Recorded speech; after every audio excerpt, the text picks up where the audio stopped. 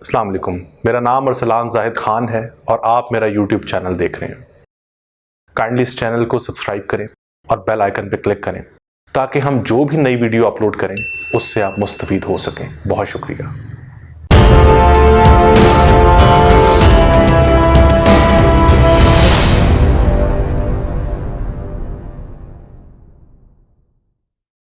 आज मैं आपसे एक बहुत ही अहम टॉपिक पे बात करने जा रहा हूँ। अभी एक बहुत ही एक अहम मसला चल रहा है जिसमें यूएस अफगानिस्तान से विड्रॉ करने जा रहा है और 11 सितंबर को एक डेडलाइन दी गई है बाइडेन एडमिनिस्ट्रेशन की तरफ से कि हम अफगानिस्तान से विड्रॉ कर जाएंगे और इस सिलसिले में यूएस को पाकिस्तान की ज़रूरत है। यूएस ने इस टाइम पर पाकिस्तान से एक डिमांड की है कि आप हमें अपनी टेरिटरी में बेसिस बनाने दें ताकि हम एक सेफ एग्जिट कर सकें अफगानिस्तान से और इन फ्यूचर अफगानिस्तान में तो हमारी फोर्सेस नहीं रहेंगी लेकिन हम नेबरिंग कंट्रीज में अपनी फोर्सेस जो है वो डिप्लॉय रखें ताकि हम अफगानिस्तान में अपने स्ट्रेटेजिक इंटरेस्ट जो है वो अचीव कर सकें। और अभी यही स्पेकुलेशन चल रही है कि शायद पाकिस्तान यूएस को अपनी एयर बेसिस देने जा रहा है, टेरिटरी देने जा रहा है ताकि अमेरिका वहाँ से अपनी मिलिट्री और जो अपनी एयर फोर्सेस हैं उनको मोबिलाइज कर सके। तो आज का हमारा टॉपिक यही है कि क्या पाकिस्तान वाकई अमेरिका को अपनी बेसिस देने जा रहा है ताकि अमेरिका अफगानिस्तान में अपने स्ट्रेटेजिक इंटरेस्ट अचीव कर सके, और क्या पाकिस्तान के लिए सूटेबल है ये बेसिस अमेरिका को देना, या पाकिस्तान ये जस्ट एक स्पेकुलेशन है, पाकिस्तान अमेरिका को ये बेसिस नहीं देने जा रहा। तो आज हमारी डिस्कशन इसके ऊपर बेस करती है। सबसे पहले तो हम इस टॉपिक का बैकग्राउंड देखते हैं कि पास्ट के अंदर हम देखें तो पाकिस्तान ने कब कब अमेरिका को अपनी बेसिस दी और उससे पाकिस्तान को क्या क्या नुकसानात उठाना पड़े। तो पहले इस पे बात करते हैं, फिर मैं बात करूंगा कि अमेरिका के क्या इंटरेस्ट हैं, अमेरिका किन वजूहात की वजह से पाकिस्तान में अपनी बेसिस चाहता है ताकि वो अफगानिस्तान के ऊपर नज़र रख सके, अमेरिका के इंटरेस्ट को देखेंगे और फिर मैं अपना पॉइंट ऑफ व्यू दूंगा जो मैं समझता हूं कि पाकिस्तान कभी भी अपनी अमेरिका को बेसिस नहीं प्रोवाइड करेगा। मैं 3 से 4 स्ट्रॉन्ग आर्ग्यूमेंट्स दूंगा जिस पे मैं अपनी बात को जस्टिफाई करूंगा कि पाकिस्तान के लिए बिल्कुल भी सूटेबल नहीं है अमेरिका को अपनी बेसिस देना और पाकिस्तान कतन भी ये बेसिस प्रोवाइड नहीं करेगा। और आखिर में हम बात करेंगे अगर पाकिस्तान ये बेसिस प्रोवाइड नहीं करता और अमेरिका कोई पाकिस्तान के खिलाफ इंटरनेशनली एक्शंस लेता है लाइक FATF और IMF को अमेरिका कहता है पाकिस्तान को लोन नहीं देना, तो उस पर्सपेक्टिव से पाकिस्तान के लिए क्या पॉलिसी ऑप्शंस हैं। तो हमारी आज इस टॉपिक पे, इस एजेंडा पे बात होगी। सबसे पहले तो हम बात करते हैं कि पाकिस्तान ने हिस्ट्री में कब कब अमेरिका को बेसिस प्रोवाइड किए हैं। तो सबसे पहले अमेरिका को पाकिस्तान ने 1959 में अयूब खान के दौर में अपनी पेशावर के अंदर एयर बेस जो है वो प्रोवाइड की थी, जिससे अमेरिका ने अपना एक सर्वेलेंस प्लेन उड़ाया जिसे U-2 प्लेन कहते हैं, और ये प्लेन सोवियत यूनियन की टेरिटरी में जाकर एक सर्वेलेंस कर रहा था कि सोवियत यूनियन को इस चीज़ का अंदाज़ा हुआ, उन्होंने उस प्लेन को हिट किया, गिराया और अल्टीमेटली सोवियत यूनियन को पता चला कि ये प्लेन पाकिस्तानी एयर बेसिस से उड़ा है, और उसके बाद सोवियत यूनियन ने पाकिस्तान के खिलाफ एक ओपनली इंटरनेशनली एक्शंस लिए और पाकिस्तान को कंडेम किया और पाकिस्तान के खिलाफ इंडिया को सपोर्ट किया, और अफ़गानिस्तान के अंदर जो पाकिस्तान के ख़िलाफ़ एक इंसर्जेंट मूवमेंट स्टार्ट हुई थी, अफ़गानिस्तान से कुछ लोग पाकिस्तान के अंदर आए थे इंसर्जेंसी करने, जिसे हम पश्तूनिस्तान मूवमेंट भी कहते हैं, तो रशिया ने उसको भी सोवियत यूनियन ने उसको भी जो है ओपनली सपोर्ट किया था अगेंस्ट पाकिस्तान, क्योंकि पाकिस्तान ने अमेरिका को एयर बेसिस दी थी 1959 में। अब इन एयर बेसिस देने के फ़ायदे पाकिस्तान को क्या हुए थे? फ़ायदा ये हुआ था कि उस दौर में अमेरिका ने हमें इकोनॉमिक और सिक्योरिटी एड दी, जिससे हमारी अगले 8-10 सालों के लिए इकोनॉमी रिवाइव हुई। और आप सुनते हैं कि अयूब खान के दौर में एक सुनहरा दौर था जिसमें पाकिस्तान की इकोनॉमी जो है वो बड़ा फ्लरिश कर रही थी, उसमें एक बहुत बड़ा एलिमेंट जो था वो अमेरिकन एड का था। तो एक पॉजिटिव पॉइंट तो ये कि अमेरिकन्स को एयर बेसिस देने से हमारी इकोनॉमिक सर्वाइवल हुआ, सिक्योरिटी एड मिली और अगले 8-10 सालों के लिए पाकिस्तान स्टेबल हो गया। लेकिन इसके लॉन्ग टर्म इंपैक्ट्स ये थे कि सोवियत यूनियन के साथ हमारे अगले 30-40 साल रिलेशंस जो है वो बहुत ख़राब रहे, जो कि एक बहुत बड़ी ताकत थी। इसी तरह से दूसरा इवेंट हम देखते हैं मुशर्रफ दौर। मुशर्रफ के दौर में मुशर्रफ ने वॉर ऑन टेरर लड़ते हुए अमेरिका को 5 एयर बेसेस अपनी दी थी। पाकिस्तान की टेरिटरी में 5 जगहों पर अमेरिकन फोर्सेस जो है वो डिप्लॉयड थी और यहाँ से ये लॉजिस्टिक सपोर्ट प्रोवाइड करते थे नेटो फोर्सेस को अफगानिस्तान में और अमेरिकन फोर्सेस को, और यहाँ से तमाम हर तरह की लॉजिस्टिक सपोर्ट जाती थी जिससे अमेरिकन और नेटो फोर्सेस तालिबान के खिलाफ और वहाँ के अफगान फैक्शंस के खिलाफ लड़ते थे। तो इसके फिर वही बात कि एक पॉजिटिव इंपैक्ट क्या था, वो ये था कि ये वो दौर था मुशर्रफ का जिससे पहले पाकिस्तान के ऊपर इकोनॉमिक सैंक्शंस लगी हुई थी, हम इकोनॉमिकली बहुत डाउन थे और अमेरिकन एड मिलने से हमें इकोनॉमिक सर्वाइवल तो हुआ, लेकिन इसके लॉन्ग टर्म इंपैक्ट ये थे कि जब हमने अमेरिका को बेसिस दी तो वहाँ पर जो तालिबान थे अब अफगानिस्तान में वो हमारे खिलाफ हो गए और उन्होंने हमारे खिलाफ टेररिस्ट एक्टिविटीज़ शुरू कर दी। और वो दिन है और आज का दिन है, पाकिस्तान उन टेररिस्ट एक्टिविटीज़ के अंदर बुरी तरह से फंसा हुआ है। हमारे 70 से 80 हज़ार सिविलियंस और जो फौजी हैं वो शहीद हुए हैं और पाकिस्तान को एक बहुत बड़ी कीमत उठानी पड़ी है वॉर ऑन टेरर के नाम पर अमेरिका को सपोर्ट करके। और ये 2001 से 2014 तक पाकिस्तान के अंदर अमेरिकन फोर्सेस डिप्लॉयड रहीं, अमेरिका की बेसिस पाकिस्तान में बनी रही और 2012 में अमेरिका ने निगेट किया कि जी हमने अपनी बेसिस ख़त्म कर दी है पाकिस्तान में, लेकिन 2012 में ही विकीलीक्स ने ये इंकशाफ किया कि अमेरिका की अभी भी सीक्रेट मिलिट्री इंस्टॉलमेंट्स पाकिस्तान में मौजूद हैं जिन्हें अमेरिका इस्तेमाल कर रहा है in Afghanistan against Taliban and other Afghan factions.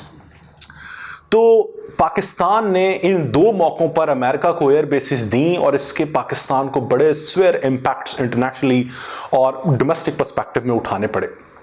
तो यहां से एक चीज तो साबित होती है कि पाकिस्तान के लिए कतई भी सूटेबल नहीं है कि आज पाकिस्तान दोबारा से अमेरिका को अपनी एयर बेसिस दे, अपनी टेरिटरी दे, ताकि अमेरिका वहां से अपनी फोर्सेस को मोबिलाइज कर सके।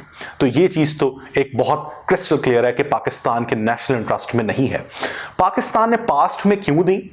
वो इस वजह से दी कि अगर हम फॉरेन पॉलिसी का जायजा लें पाकिस्तान का, तो पाकिस्तान की जब से पाकिस्तान बना है आज तक पाकिस्तान की फॉरेन पॉलिसी में मेजर शिफ्ट्स आए हैं और उन मेजर शिफ्ट्स में जब जब हमने अमेरिका को बेसिस दी हैं तब तक पाकिस्तान को सिक्योरिटी सेंट्रिक इश्यूज थे, इकोनॉमिक सेंट्रिक इश्यूज थे और उस टाइम पर पाकिस्तान की मजबूरी थी अमेरिका को फैसिलिटेट करना।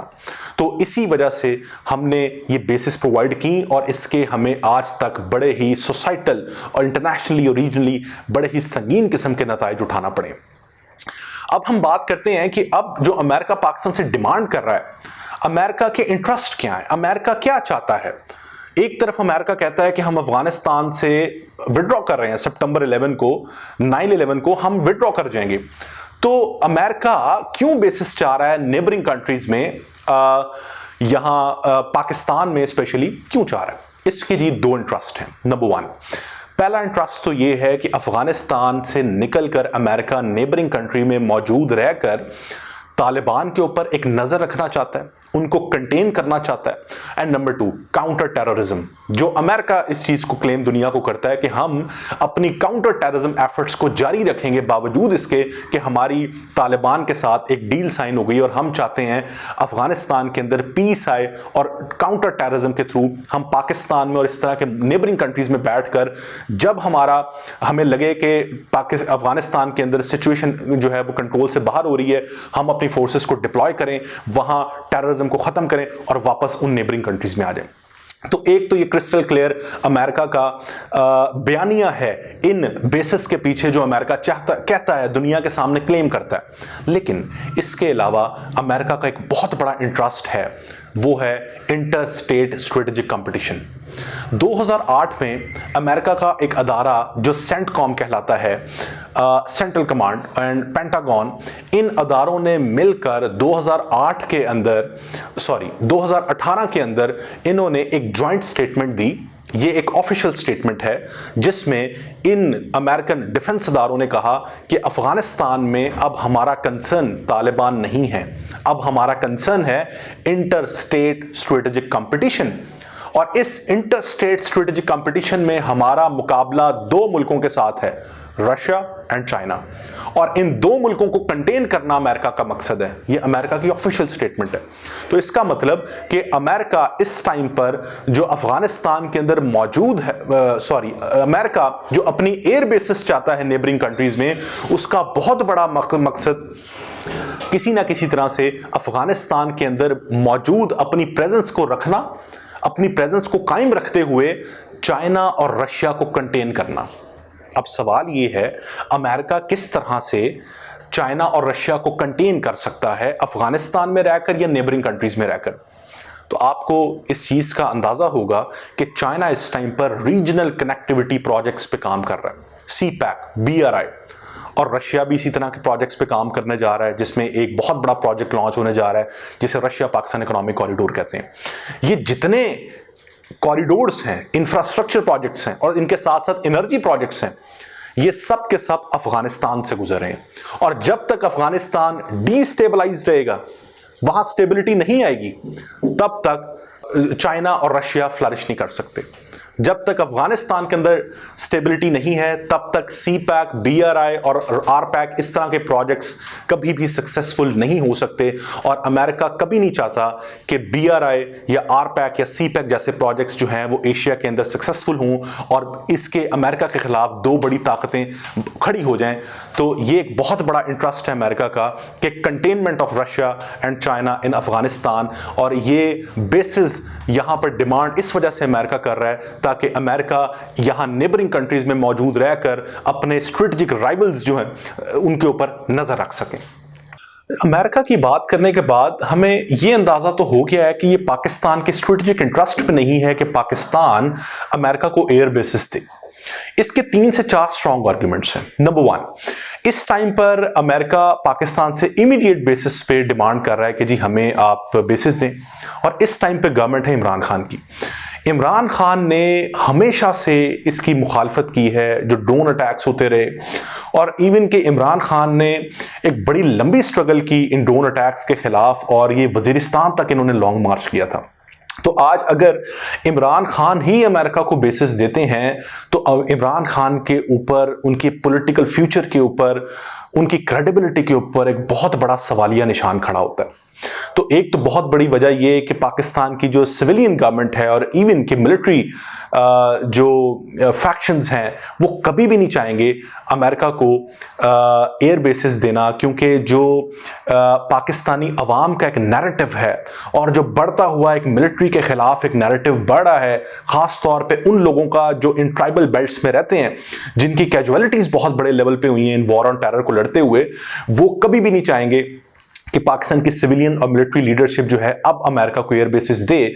और इस अवाम के प्रेशर की वजह से, और ख़ास तौर पे जो इमरान खान साहब की क्रेडिबिलिटी है और वो खुद इस चीज़ के खिलाफ रहे हैं और एक बहुत सख्त स्टांस रहा है उनका अमेरिका के खिलाफ, अमेरिका के ड्रोन्स के खिलाफ और जो प्रीवियस गवर्नमेंट्स रही उनके खिलाफ, तो इमरान खान और जो इनके साथ इस टाइम पर जो मिलिट्री लीडरशिप है वो कभी भी इस तरह का स्टेप नहीं उठाएंगे।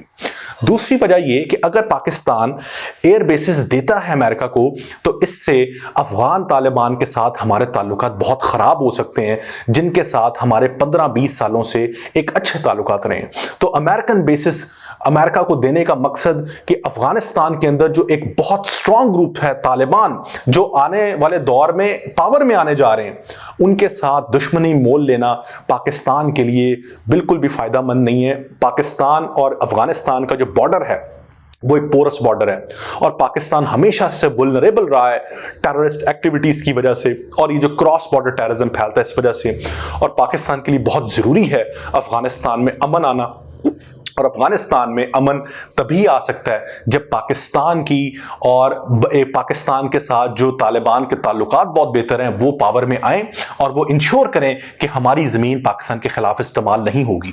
तो अमेरिकन बेसिस, अमेरिका को अपनी टेरिटरी और बेसिस देना तालिबान के साथ अपने मामलात ख़राब करने वाली बात है, और दोबारा से वो जो टेररिज्म है वो परपिचुएट होगा और हालात ख़राब होंगे। तीसरी बात कि अमेरिका को अगर हम बेसिस देते हैं तो हमारे दो पार्टनर एक बड़े स्ट्रॉन्ग ताल्लुकात जिन मुल्कों के साथ हैं, और दोनों हमारे नेबरिंग कंट्रीज हैं। एक चाइना जिसके साथ हमारा स्ट्रेटेजिक पार्टनरशिप है, और एक ईरान जो कि एक मुसलमान मुल्क है, इस्लामिक मुल्क है, उसके साथ हमारी एक बड़ी रिलीजियस किस्म की बॉन्डिंग है, प्लस इकोनॉमिक बॉन्डिंग भी है।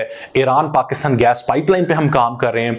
तो ये दो मुल्क दुश्मन हैं अमेरिका के, ये एक स्ट्रॉन्ग राइवल्स हैं अमेरिका के। ये कभी नहीं चाहेंगे कि पाकिस्तान अमेरिका को अपनी एयरबेस दे। चाइना और अमेरिका की जो इस टाइम पर ग्लोबल राइवलरी चल रही है, उस पर्सपेक्टिव से चाइना कभी नहीं चाहेगा कि पाकिस्तान यूएस को अपनी बेसिस दे, और चाइना के साथ हम ताल्लुकात खराब करना अफोर्ड नहीं कर सकते, क्योंकि चाइना हमारा लॉन्ग टर्म पार्टनर है। और इसी तरह से ईरान के साथ हम बॉर्डर शेयर करते हैं।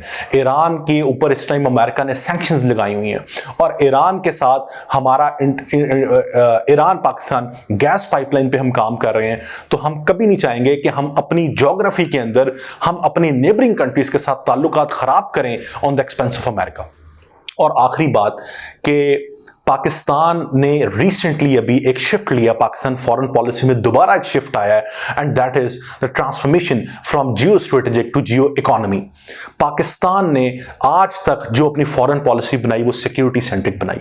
आज Pakistan economic centric foreign policy बनाने जा रहा है। अब पाकिस्तान को अंदाजा हो गया है कि जब तक हम अपनी इकोनॉमी को स्ट्रांग नहीं करेंगे, बोल्स्टर नहीं करेंगे, तब तक हम दुनिया में सर्वाइव नहीं कर सकते। और इस पर्सपेक्टिव से पाकिस्तान के जितने इस टाइम पर रीजनल प्रोजेक्ट्स हैं, एनर्जी प्रोजेक्ट्स हैं, इंफ्रास्ट्रक्चर प्रोजेक्ट्स हैं, और पाकिस्तान में उनका एक अहम किरदार है। और इसके साथ साथ पाकिस्तान में जो फॉरेन डायरेक्ट इन्वेस्टमेंट्स आ रही हैं, Pakistan American air bases America को अपनी बेसिस देकर कभी भी ये खतरा नहीं मोल लेगा कि जिससे पाकिस्तान की रीजनल इंटीग्रेशन खराब हो, रीजनल ममालिक पाकिस्तान से नाराज हों, और अमेरिका की बेसिस होने की वजह से पाकिस्तान की इंटरनल और एक्सटर्नल डायनामिक्स डिस्टर्ब रहें। तो पाकिस्तान के लिए इसलिए सूटेबल नहीं है, और पाकिस्तान कभी भी अपनी बेसिस अमेरिका को नहीं देगा। आखिर में हम बात करते हैं कि what are the policy options for Pakistan.